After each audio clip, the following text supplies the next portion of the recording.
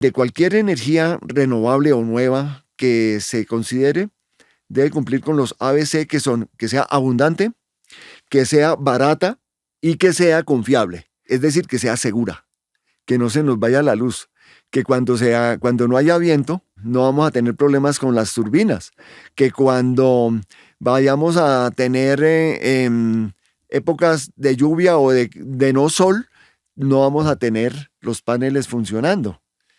Por ejemplo, hoy en día, fíjate que estamos en agosto y yo no he visto cometas. Las cometas que hemos tratado de elevar no me suben más de 20 metros. ¿Qué pasó? El planeta es cambiante. Por eso decimos, el cambio climático no es nuevo. Siempre ha habido cambio climático, siempre ha habido calentamientos globales en el planeta.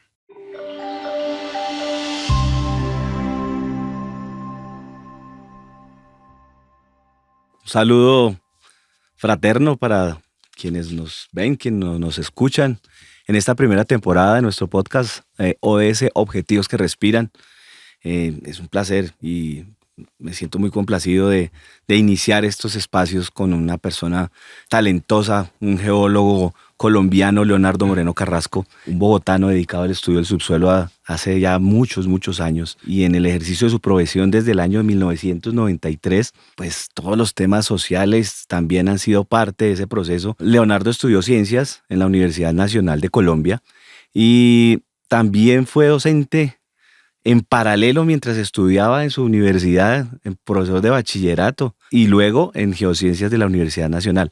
Ha trabajado en exploración con operadoras y contratos muy importantes y también de manera independiente en interpretación sísmica, pozos para modelos de subsuelo, y un gran geólogo de campo. Conoce Colombia como pocos, diría yo. En esto es importante anotar que es miembro de la Asociación de Geólogos y Geofísicos de la Energía acá en Colombia.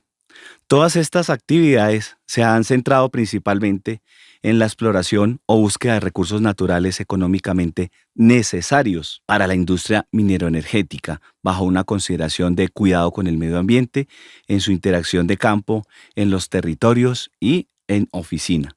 Tiene una especialización en la Universidad Distrital y está terminando una maestría en la Universidad de América, muy asociada con estos temas de desarrollo sostenible. Actualmente hace parte del equipo de intérpretes para un proyecto de Caribe Offshore con la Universidad Nacional para la Agencia Nacional de Hidrocarburos. En el año 2006 tiene una historia que nos va a contar muy interesante, una experiencia bastante fuerte, que fue su secuestro junto con otros 2 colegas por parte de un grupo del ELN, mientras hacían un contrato exploratorio de campo para adquirir datos geológicos en busca de hidrocarburos en la región del Perijá. Sin ser escritor, fue animado por amigos suyos a publicar este testimonio con ribetes investigativos, escudriñando aspectos de los orígenes y roles de ese grupo armado. Y con la buena fortuna que el año pasado, en el año 2024, pues ya se publica el libro, y aquí nos acompaña también en este video podcast. Bueno, Leonardo, lo saludamos especialmente y bienvenido a este escenario. Muchas gracias, Henry, por esas generosas palabras.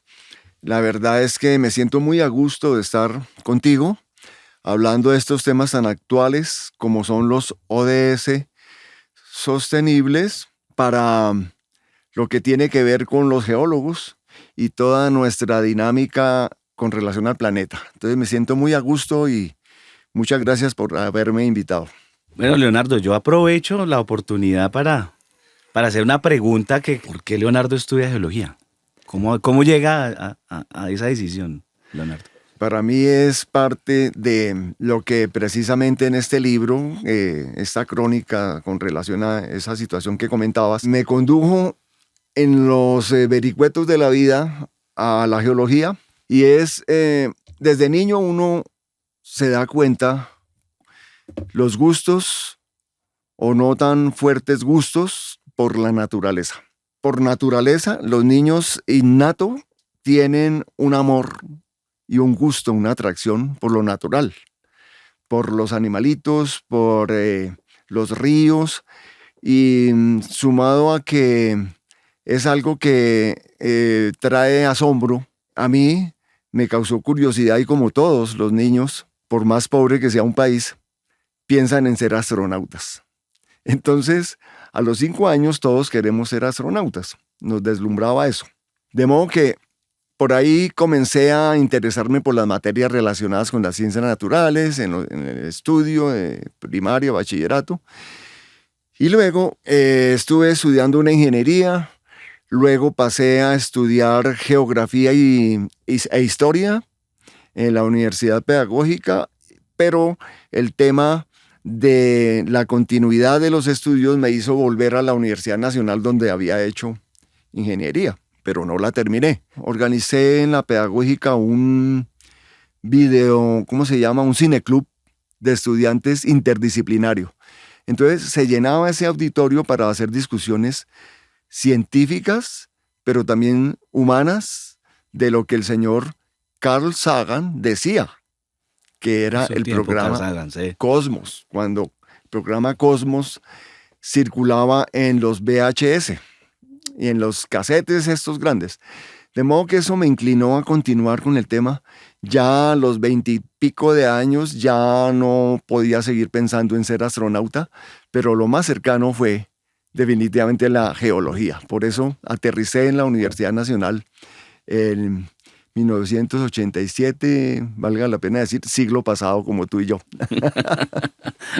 Experiencia pura, Leonardo, experiencia pura. Muy bien.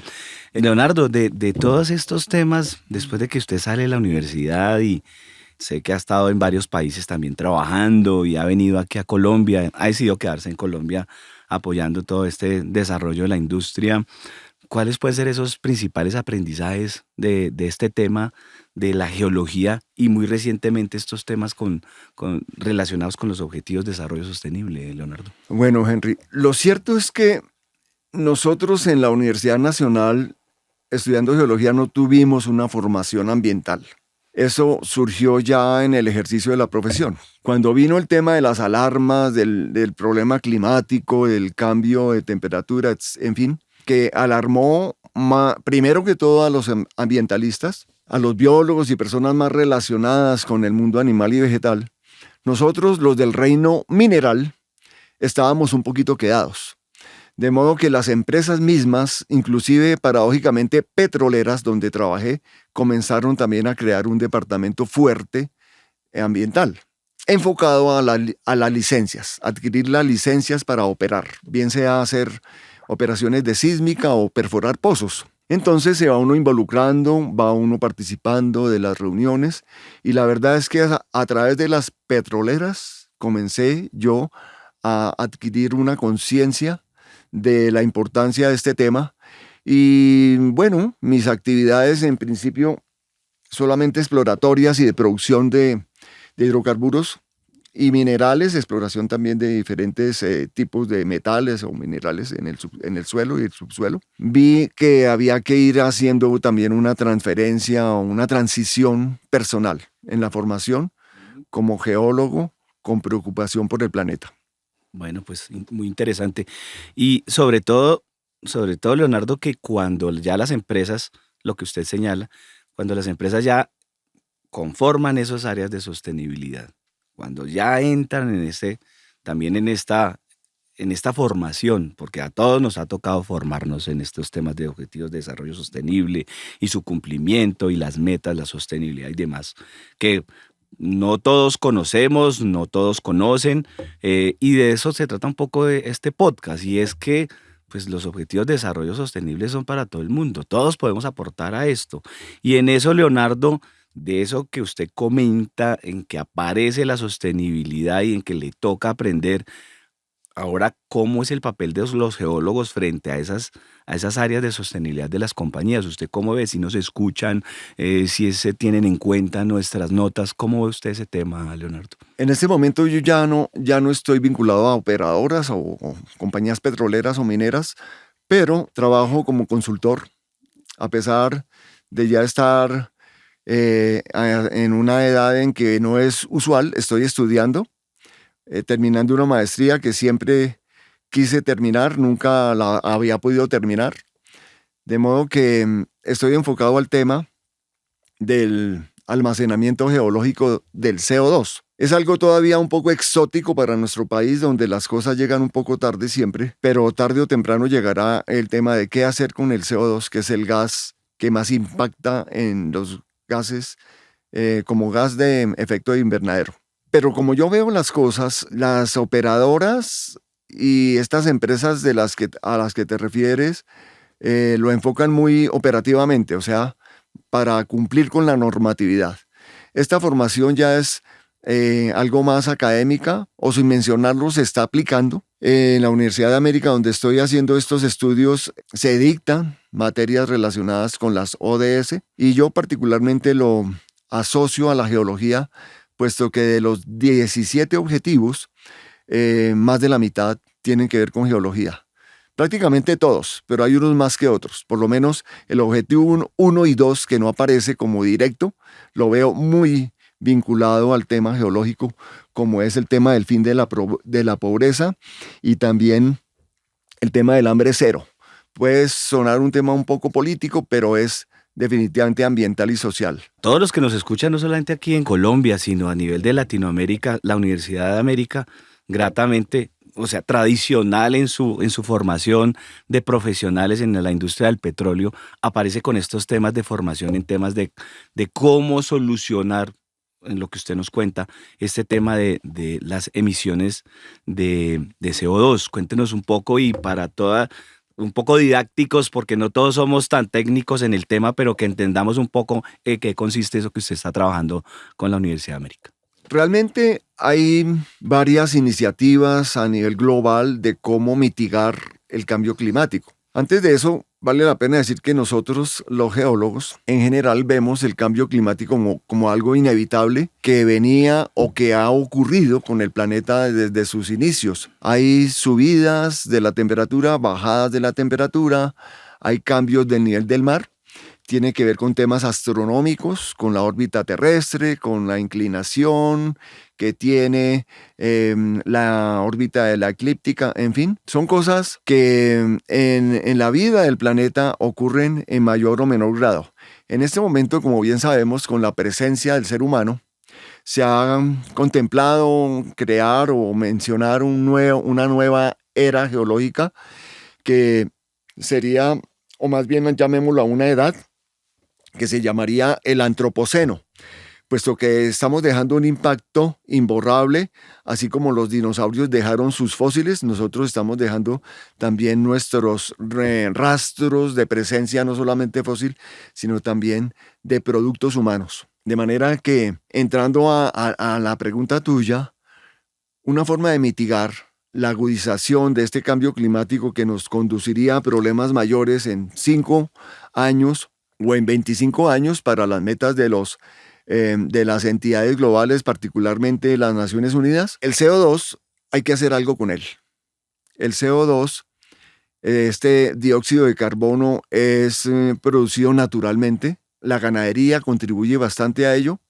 La deforestación con más veras. Y también la industria. Particularmente en lo que concierne a los combustibles fósiles, la combustión misma es la que más genera. No es la producción de petróleo, sino la combustión de los derivados del petróleo. El transporte particularmente, ¿no? De modo que todos estos temas de la tendencia a crear electrificación de los vehículos es muy importante seguirla patrocinando de parte de los gobiernos. El tema mío, para resumírtelo brevemente, consiste en almacenar el CO2 generado en chimenea. Es decir, el tema del CO2 tiene 4 componentes. Una que es la captura, cómo tenerlo guardado para hacer algo con él. El uso industrial que puede tener el CO2 con compuestos y el almacenamiento.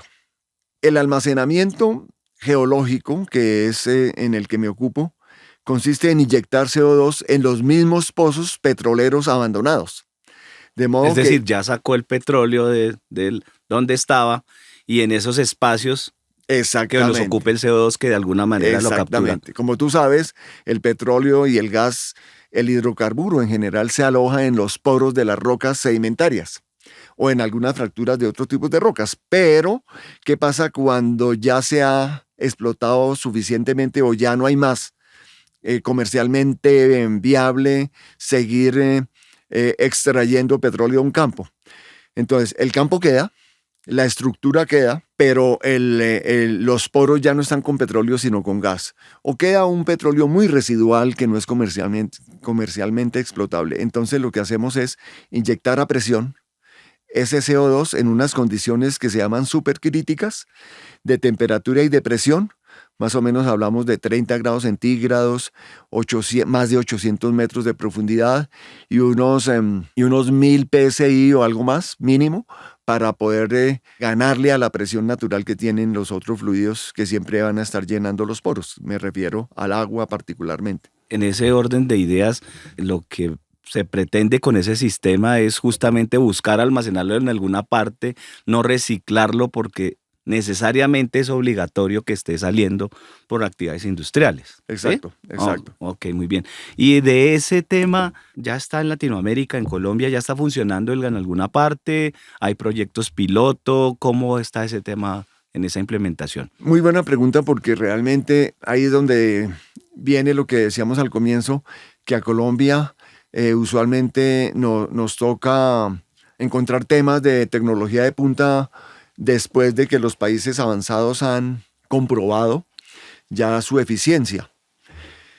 El país líder en este tema del almacenamiento geológico del dióxido de carbono es Noruega. Ya hoy en día también Estados Unidos, China y algunos otros países europeos, pero particularmente Noruega, que ha sido líder en el tema ambiental, con los compromisos, el Pacto de París, el de Río y todos los compromisos de los ODS, dio la iniciativa de, sobre todo su empresa estatal, comenzar con atacar el tema del cambio climático, siendo un país petrolero. Particularmente en el Mar del Norte, ellos ya se dieron cuenta que era necesario no solamente hacer alertas teóricas y llamados de atención, sino hacer acciones. Las acciones que ellos hacen es dar la iniciativa para enterrar o inyectar este CO2 en condiciones supercríticas en el Mar del Norte, en el subsuelo del Mar del Norte. Y han dado magníficos resultados. Hay un tema fiscal con el cual ellos combinan para que las industrias vean el beneficio que hay al inyectar el CO2, en lugar de pagar unas sumas de impuestos bastante elevadas. En Colombia estamos en un nivel teórico, investigativo. Ya hay varias tesis de grado, varias de ellas de la Universidad de América, y se ha comenzado de parte de la gente académica y los investigadores, no solamente geólogos, sino ingenieros químicos y de otras disciplinas, a mirar esta opción, que es muy viable. Y valga decir, el petróleo queda enterrado por millones de años. Qué bueno. Esa participación de la Universidad de América, ¿hay otras universidades que estén interesadas aquí en Colombia en hacerlo? ¿Sabe de algunas iniciativas aquí en Colombia para montar un programa piloto? Entiendo con lo que usted nos dice, y es que no tenemos todavía esto en funcionamiento, sino en Noruega. Pero aquí, ¿cómo ve usted esa implementación en Colombia, Leonardo? Bueno, en principio, el Servicio Geológico ha comenzado a hacer algunos proyectos ayudándose de geólogos, básicamente.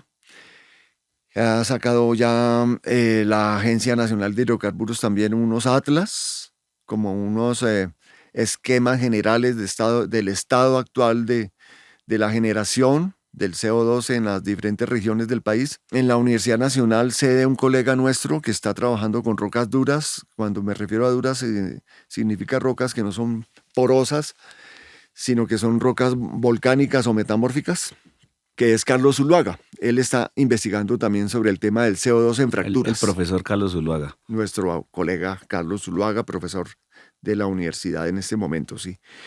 La Universidad de Caldas creo que ha hecho algunas actividades también, pero como te digo, está como un tema netamente investigativo y académico en la actualidad.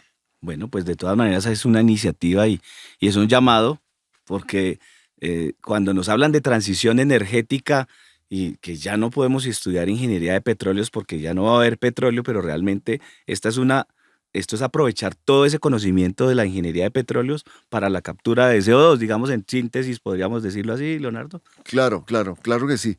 Es decir, el conocimiento acumulado por más de un siglo en cómo se saca petróleo se está utilizando a la inversa. En lugar de extraer, en lugar de chupar, valga la palabra, estamos inyectando, estamos metiendo algo indeseable que sabemos es el principal gas de efecto invernadero, el que más calienta, inclusive más que el metano. Estamos dándole una solución dentro de la misma Tierra, dentro del mismo planeta. El planeta no es un problema, Pues es ahí, una oportunidad. total, total, y qué bueno ese aporte de la industria y qué bueno ese aporte de la geología a estos procesos que contribuyen obviamente al cumplimiento de las metas de cada uno de los objetivos de desarrollo sostenible. Ahí en eso me surge una pregunta y es qué tan, ya volviendo un poco a la geología, en el tema del conocimiento del subsuelo aquí en Colombia, ¿usted cómo estamos de 1 a 10? Aunque no puedo calificarlo con un número absoluto, pero desde la experiencia suya, Leonardo, que es un excelente geólogo de campo, ¿cómo estamos en ese conocimiento del subsuelo aquí en Colombia? ¿Qué nos hace falta? ¿O ya estamos suficientes en ese conocimiento que nos permita desarrollar este tipo de tecnologías? Bueno, aquí podríamos almorzar, cenar y seguir derecho hasta mañana porque realmente ese es un tema bastante crítico, Henry. Lo cierto es que nosotros tenemos todavía mucha deficiencia en el conocimiento de nuestro subsuelo, incluso del mismo suelo. Pero hablando, por ejemplo, del tema de aguas, hablemos del tema del ODS 14 o del tema ODS 15. ¿Cómo es nuestro estado del arte del agua subterránea, por ejemplo? No hay una línea base del conocimiento. Como se ha dicho en el servicio geológico, no contamos con los mapas a una escala adecuada para saber qué extensión, calidad y cantidad de agua subterránea tenemos en nuestro subsuelo. Y esto es por una razón, y es que tenemos abundante agua en el suelo. O sea, somos un país de lluvia, pero también hay momentos en que hay unas microsequías o Lo hemos temporadas vivido recientemente en y lo Bogotá. hemos vivido, exactamente. Entonces no es que cantemos victoria porque estamos en el trópico y tenemos lluvias tropicales todo el año. No, hay momentos como a los europeos les ha tocado que hay que apelar a fuentes de aguas subterráneas para nutrirse la sociedad. Y de hecho lo tienen que hacer los campesinos, los finqueros, que no cuentan con riachuelos o corrientes superficiales suficientes o cercanas. Hay que hacer pozos de agua, someros o pozos profundos para poder surtir su agricultura y sus actividades agropecuarias. O sea que digamos que como geólogos y los futuros geólogos se puede estar tranquilo porque la inteligencia artificial ahí todavía no entra porque tenemos que ir a campo, medir, saber ese conocimiento. O sea que es una carrera que tiene futuro, la geología. ¿Usted cómo ve el futuro de la geología, de los geólogos, de las personas jóvenes que quieren estudiar estos temas?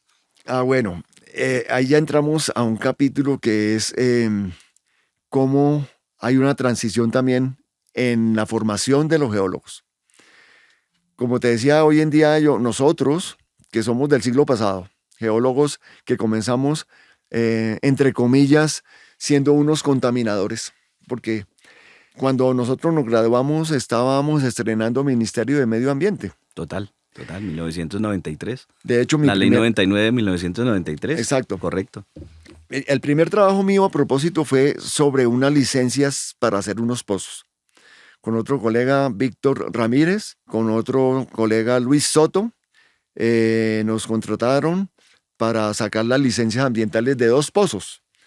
Y nos tocó ser los gerentes de esos proyectos. En el caso mío, pues contratar el sociólogo, el biólogo, hacer el inventario de la zona, de unos pozos del Tolima. Y fue muy interesante porque fue el primer trabajo, como te digo, que me marcó, porque aprendí mucho del tema de fauna y flora y cómo es que realmente el impacto se puede mitigar desde el momento en que se saca la licencia para hacer una actividad como esta. Entonces los geólogos hoy en día Lo que deben irse formando de por sí, ya lo están haciendo, es en todas las inteligencias artificiales, como tú lo dices, la ayuda de las bases de datos mundiales, que la inteligencia artificial las reúne para facilitar el trabajo del profesional, tienen que ser cada vez más intensas. Ya hoy en día sabemos que la gente que se está formando tiene que programar, tiene que hacerlo aunque sea en los lenguajes más básicos, pero definitivamente en la tecnología de los sistemas está el futuro para poder toda esta naturaleza, poderla predecir con mayor exactitud, con mayor eficiencia. Es decir, perdón que lo interrumpa ahí, Leonardo. Sí, tranquilo. En este caso, si bien hay un desconocimiento del subsuelo, como usted lo indicaba, y que nos hace falta, de todas maneras ya con las nuevas metodologías y inteligencia artificial, software y demás, nos quedaría mucho más fácil llegar a ese conocimiento que nos aporte a ese adecuado conocimiento del suelo y del subsuelo. Correcto. Pero como tú también lo dices, perdóname, te retomo las palabras de que no puede ser solamente inteligencia artificial. Debe haber también trabajo de campo, debe haber mucho trabajo natural, mucho cerebro, puesto que recoger los datos implica una observación no con los 5, sino con los 6 sentidos. El sexto sentido es el cerebro, que organiza todo lo que estamos percibiendo y tomando con las herramientas, con los datos, cuando hacemos trabajo de superficie o de subsuelo. Es muy complicado meter un robot a una quebrada, a un riachuelo enmarañado. Definitivamente el ser humano debe combinar las dos tecnologías, las dos formas de trabajar, ¿cierto? Y es tan interesante el tema que, así como usted dice, desayunamos, almorzamos y aquí nos podemos quedar en estos temas técnicos, sí que nos podíamos quedar semanas hablando de una experiencia que usted vivió en el año 2006 y obviamente por tiempos aquí de nuestro podcast, pero sí para ilustrar un poquito y contar esa historia. Pues hay un libro, se llama Las rocas no siempre están libres. Cuéntenos, Leonardo, esa experiencia del 2006 brevemente y esos aprendizajes tan importantes que usted ha venido. El año pasado lanza su libro, empieza todo este tema de divulgación que me ha parecido súper interesante porque es combinar no solo la geología, sino con la vida real de aquí en Colombia. Cuéntenos un poco, Leonardo, de esa experiencia y esos aprendizajes. Bueno, gracias por la pregunta porque yo estoy en una campaña de, promover el libro, pero también el contenido de ciertos mensajes que vienen muy al lugar para nuestro país en este momento. Nosotros en nuestro andar, el trasegar por los territorios, yo hice trabajo de campo unos 5 años aproximadamente, recién egresado a comienzos de este siglo también, y estando en una actividad de hacer un mapa que implica tomar muchos datos con otros 2 geólogos, con ellos nos contrató una empresa pequeña para elaborar este mapa para la ANH, en la región del Cesar. La Agencia Nacional de Hidrocarburos, para los que nos escuchan y nos ven, Gracias. Que es la entidad aquí en Colombia encargada es responsable de este tema de hidrocarburos. Gracias, Leonardo. En ese entonces, en el 2006, se iba a hacer el mapa oficial de ese departamento para las rondas licitatorias de las operadoras que venían a invertir a Colombia o que todavía siguen pensando en traer inversión a Colombia. Ese mapa se logró hacer pese a las circunstancias que tuvimos del secuestro. Un grupo del ELN nos tuvo 4 meses, pero ya el trabajo lo estamos terminando.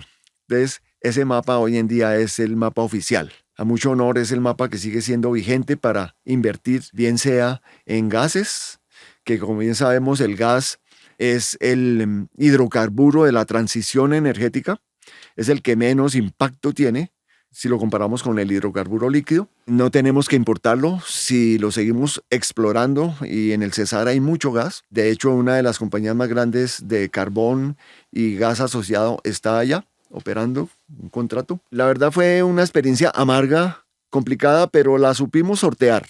El geólogo tiene muchos recursos para sobrevivir y ya como tú lo has dicho, hemos recorrido mucho territorio y nosotros, por ser de la Nacional, tenemos una manera de adaptarnos a las situaciones sociales, Ya con la guerrilla y con los grupos paramilitares nos habíamos encontrado en otras ocasiones, pero nunca nos había pasado una cosa así.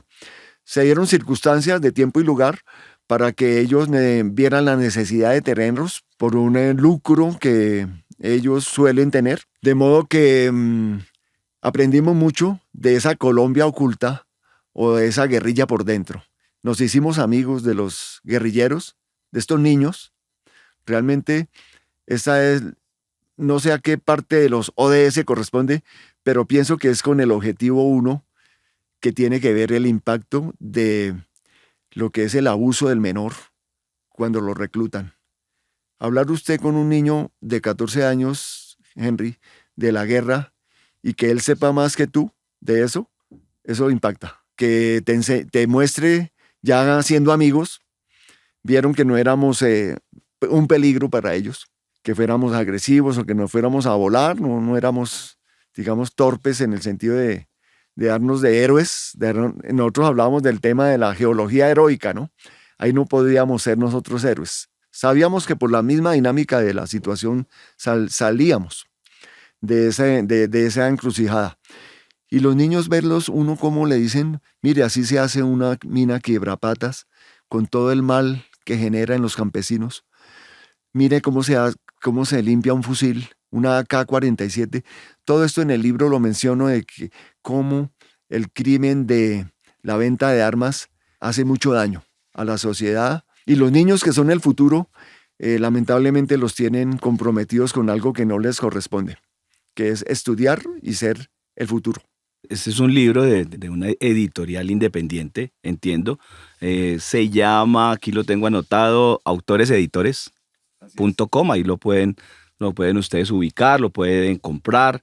Y es un libro bastante interesante. Es una historia que ya no le falta poco para llegar a Netflix, Leonardo. ¿Ah? ¿Cómo manejan negociaciones con...? No, pues lo cierto es que yo no pensaba hacer un libro, pero las circunstancias me motivaron porque el país tiene un caos complicado y ahí algo de lo que menciono puede servir. He dado 4 charlas sobre el libro en la universidad, el Servicio Geológico, en varios lugares, en la Universidad Nacional, en la Asociación de Geólogos, y lo tenía era como un diario, como un testimonio en el caso de que no saliera vivo de esa encrucijada. Y pues por fortuna esos libros que salieron todos embarrados y llenos de humedad, se lograron preservar en lo que hoy es esta crónica. Es una crónica, realmente. Y una crónica bastante interesante. Tuve la oportunidad de leer las primeras estructuras del libro y es un libro que, ahí sí, como decía Leonardo, desayunen muy bien y empiecen a leer el libro porque no van a parar. Leonardo, 3 mensajes de esa situación en el año 2006 allá en la serranía del Perijá que le hayan dejado a usted como persona y cómo los ha aplicado en el presente. Bueno, una, ante todo, es que, como decía Rousseau, el hombre es bueno, los niños son buenos, los guerrilleros son buenos. Lo malo es para qué se hacen ese tipo de actividades. Entonces, cuando uno entiende eso, uno ve al guerrillero como una víctima, un secuestrado más, y se puede hacer una paz si se logra desarrollar el país. El problema también es económico. O sea, un país pobre, un país sin oportunidades, hace que los niños campesinos no tengan otra escapatoria sino meterse a eso. Esa es la primera. La segunda es que, pese a que nuestros deseos no siempre son realidad, toca seguir trabajando, y para los geólogos de campo nuevos, para los jóvenes, un mensaje es que sean inteligentes, manejen muy bien los protocolos de seguridad, no corran los riesgos, no busquen caer en situaciones que son de amenaza o de riesgo de secuestro o de pérdida de la libertad o inclusive de la muerte, porque haciendo campo han muerto un buen número de geólogos. Y la tercera recomendación que tengo es también a las empresas consultoras que le paren bolas al tema. Así como se le está parando bolas al tema ambiental y a las ODS, la seguridad física es fundamental y no hay dinero que sea suficiente para tomar las medidas y las normas, la capacitación que debe tener una empresa, por pequeña que sea, para operar bien en el campo. Pues lo dice Leonardo, que tiene toda la experiencia y que después de ese episodio lleva 20 años siguiendo en campo y afortunadamente pues con muy, muy buenos resultados. Leonardo, y lo hemos hablado a través de esta charla, usted habla de los temas técnicos, habla del CO2, habla del subsuelo, lo correlaciona fácilmente con uno, dos, tres, seis objetivos de desarrollo sostenible. La idea de este podcast es que todos nos acerquemos a los ODS. Entonces la pregunta es, ¿cuál sería el mensaje para aquellas personas que perciben que los ODS son como lejanos, son como del gobierno, son como de las empresas, pero que realmente si vemos en el día a día, pues es una responsabilidad, es una obligación de todos y los podemos poner en práctica? Yo veo que es un gran invento el que hizo las Naciones Unidas porque puso en alerta no solamente a los expertos, sino que está llegando a toda la comunidad global. Hoy todavía sigue siendo un tema académico en cierta forma, sin desglosarlo y sin saber cuál de los objetivos es el que se está aplicando. Yo veo que nuestro medio y nuestro ámbito, por lo menos bogotano, hay una conciencia, por lo menos en la parte de reciclaje. Todos hoy en día, por lo menos lo hago yo y veo que mis amigos, mis vecinos lo hacen, usamos las bolsas de colores, reciclamos, le facilitamos la cosa al reciclador cuando no botamos una lata con restos de comida, por ejemplo. Todos estos empaques y cosas las lavamos antes de dejarlas en el chute de basura. Entonces, lo que creo es que la educación sigue siendo primordial de parte de los gobiernos para que sea más enfático y más fuerte la invitación a la comunidad para que colabore con el medio ambiente teniendo conciencia, no solamente en los temas del hogar, sino en las calles, inclusive en nuestro mismo temperamento, en la forma de actuar cuando convivimos con otras personas. Al conducir el auto, la gente se transforma, a veces se vuelve muy agresiva. La palabrita que sabemos está a flor de piel y entonces está muy de moda el tema de la palabra. O sea, con la palabra también se hace paz. De manera que el desarrollo sostenible es también armónico con la sociedad, con la comunidad. Entonces pienso que es un tema educativo primordialmente y no solamente académico. Y como decía Steve Jobs, pues todos los puntos se unen. Usted fue profesor de temas sociales, ya lo señalábamos al inicio del video podcast, y después geografía y después geología, y creo que cuando llegan los ODS, pues para ustedes se facilita como ese entendimiento y esa aplicación de esas metas y de esos objetivos de desarrollo. Y de ahí mi siguiente pregunta, Leonardo, y es, en el escenario que solamente tuviéramos un objetivo, que le dijéramos, Leonardo Moreno Carrasco, por favor, elija uno, y cuáles serían las acciones a seguir de ese objetivo de desarrollo, ¿usted cuál elegiría y cómo lo manejaría, Leonardo? A mí me gusta mucho el número de los 12 apóstoles, que es el 12, porque Recordemos el 12 en el que título. el 12 se llama producción y consumo responsables. Bien. Tiene que ver con la economía, pero también tiene que ver con la responsabilidad ambiental. Quiere decir que la transición energética a la que estamos abocados y que llegaremos a un punto de cero carbono, puede que sea un poco después del 2050. Ojalá fuera antes del 2050. Pero lo cierto es que hay que financiarlo. Al comienzo, cuando salieron los objetivos y los pactos, los compromisos globales, los países lo hicieron con mucho entusiasmo, pero llega un punto en que las nuevas energías, ¿qué características deben tener? Y son el ABC o el ABS. Y es que las energías nuevas, bien sea los paneles solares, la energía solar, el viento, o el hidrógeno, o la geotermia, o cualquiera otra que sea, por ejemplo, las olas, es una energía que yo recuerdo cuando estudiábamos, los holandeses estuvieron tratando de sintetizarla porque es una energía permanente y no depende de los ciclos, sino que permanentemente hay oleaje y es una energía infinita. Bueno, en fin, de cualquier energía renovable o nueva que se considere, debe cumplir con los ABC que son que sea abundante, que sea barata y que sea confiable. Es decir, que sea segura, que no se nos vaya la luz, que cuando no haya viento no vamos a tener problemas con las turbinas, que cuando vayamos a tener épocas de lluvia o de no sol, no vamos a tener los paneles funcionando. Por ejemplo, hoy en día, fíjate que estamos en agosto y yo no he visto cometas. Las cometas que hemos tratado de elevar no me suben más de 20 metros. ¿Qué pasó? El planeta es cambiante. Por eso decimos, el cambio climático no es nuevo. Siempre ha habido cambio climático, siempre ha habido calentamientos globales en el planeta. Ahora con el antropoceno, pues bueno, se incrementa. Pero algo pasa con el viento de agosto. Estoy esperando para poder ver si puedo elevar la cometa porque los vientos llegan. Lo que pasa es que se atrasan o se adelantan. Ahora toca es tener la cometa y apenas tenga viento elevarla. No, ¿en qué momento no se sabe? Exacto. Más o menos es así. Sí, pero termino la respuesta Sí, claro, con esta frase. Mira, las energías sostenibles en este momento siguen siendo las que conocemos, porque son las más económicas, son baratas, cumplen con los 3 ABC, son abundantes, el gas, el petróleo, el carbón, contaminan, es verdad, pero esa transición debe contar con ellas para poder financiar una transición normal, no traumática e inteligente. Las cosas de la naturaleza no se pueden cambiar por decreto.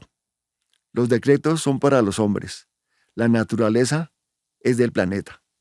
Y es que hablamos de 4.500 millones de años de un planeta Tierra, en donde solamente 2 millones de años, los últimos, están para el ser humano, y ahora con estos temas del antropoceno, pues son muy poquitos los años. De hecho, nos dicen que más o menos a 2075 este tema de petróleo ya se nos acaba a nivel planeta, y es ahí donde todo lo que usted plantea de esas nuevas energías, pues ya las tenemos que tener andando, y en la captura de CO2 que hablábamos tiene que estar andando, y en Colombia tiene que estar andando. Ahí, Leonardo, ¿cómo sería esa sinergia entre gobierno, academia, industria? ¿Cómo ve usted ese tema en los próximos 5 años para que podamos llegar a esa tranquilidad de no depender ya definitivamente, porque es que no hay hidrocarburos? Hay que financiar la transición porque valen los minerales accesorios para hacer las turbinas, para hacer los paneles solares. Todavía las estamos importando y ni siquiera estamos haciendo aquí esos artefactos. Toca importar todo. Se necesita hierro, se necesita acero, se necesita cobre, se necesita platino, se necesita níquel. La verdad, esos minerales estratégicos los tenemos. En su gran mayoría los tiene Colombia. Colombia es un país muy rico, no solamente en aves.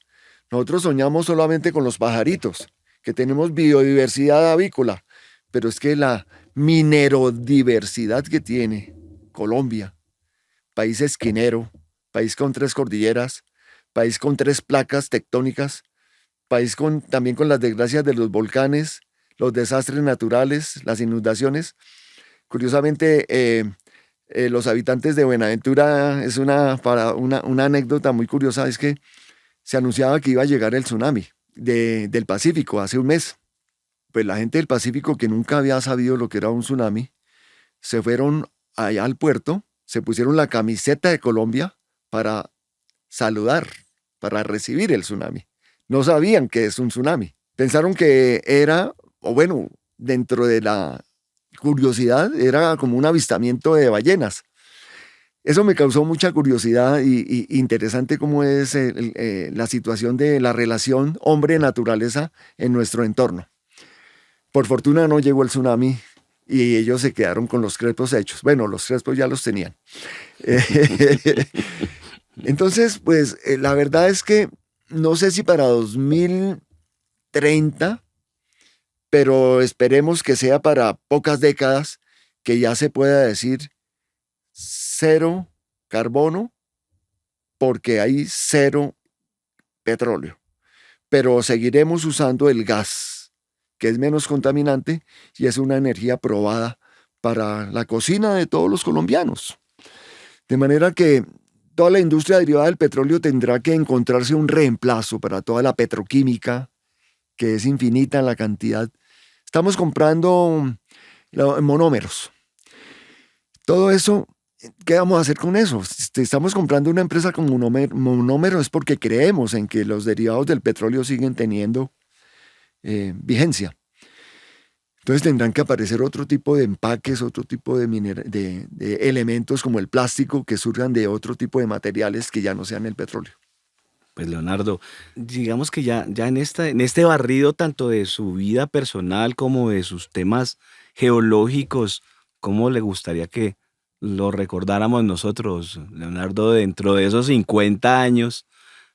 ¿Cómo le gustaría a usted que lo recordáramos, Leonardo? Bueno, dentro de 50 años que mi libro todavía exista en las librerías, ¿sí? Yo siempre he dicho que somos aves de paso y lo que dejemos escrito es algo de lo que quedó de nuestra energía, de nuestro aura, de nuestra alma. Yo diría que la geología no se va a acabar. Por el contrario, cobra más vigencia hoy en día. El legado que yo quisiera dejar es que pienso seguir escribiendo. Sin ser escritor, me ha gustado la actividad. En este momento soy retirado desde el punto de vista de aportar a las pensiones. Ya tengo una pensión con la cual sobrevivir y pienso dedicarle parte de los años que me quedan a escribir más cosas. Con otros colegas, geólogos, escritores, tenemos ese propósito de dejar cosas, lo que quede escrito. Porque muchas veces los hijos de uno no son per se una continuidad de lo que uno está haciendo. Yo tengo 2 hijos y ninguno quiso seguir la geología, pero dentro de lo que ellos hagan, de todas maneras es importante que quede esta conciencia ambiental desde el punto de vista de la geología, o sea que aportamos. Hay muchas especialidades de la geología que hoy en día le aportan a la mitigación del cambio climático. Pues qué bueno, Leonardo. No sé si dentro de ese barrido que teníamos preparado para este video podcast, usted quiere algún mensaje dejarle a nuestra audiencia finalmente ya para ir terminando este video podcast, Leonardo. El llamado que hago es que el ser humano piensa mejor cuando conserva la calma y piensa con inteligencia las cosas de acuerdo a cómo están las condiciones. Es decir, el desespero no puede ser una locura colectiva que nos conlleve globalmente a cometer errores. El tema de los conflictos internacionales, por ejemplo, es un tema de ambiciones. Es contrario a ese objetivo 12 y es la ambición de abarcar más. Pienso yo que entre más serenidad, entre más asesoría tengan los líderes del mundo, mejores soluciones vamos a tener, porque nos podemos entender. Cuando hay un grito y se responde con otro grito, no va a haber ningún entendimiento, vamos a tener conflicto. Entonces los conflictos hay que solucionarlos de manera civilizada. Lamentablemente, las potencias no lo piensan igual. La mayoría de las potencias piensan de otra manera y es la ambición que nos conlleva a múltiples problemas en la actualidad. Esperemos que todo esto sea resuelto de manera pacífica y que para un futuro mejor tengamos una armonía y un manejo de la naturaleza con más inteligencia. Pues Leonardo, muchísimas gracias por compartir esas experiencias, ese conocimiento para este podcast ODS Objetivos que Respiran. Ha sido usted muy insistente en varios de los objetivos, sobre todo, y me quedo con la frase como los 12 apóstoles, de producción y consumo responsable, el ODS 12, y todo lo que tenemos que hacer.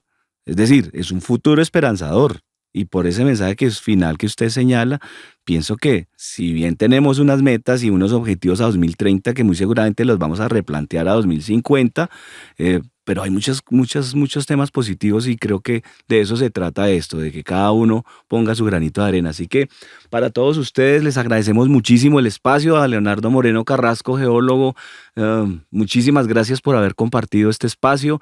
A ustedes en esta primera temporada esperen nuevos invitados y aquí seguimos en este tema de los ODS, Objetivos que Respiran. Muchas gracias. Muchas gracias, Henry.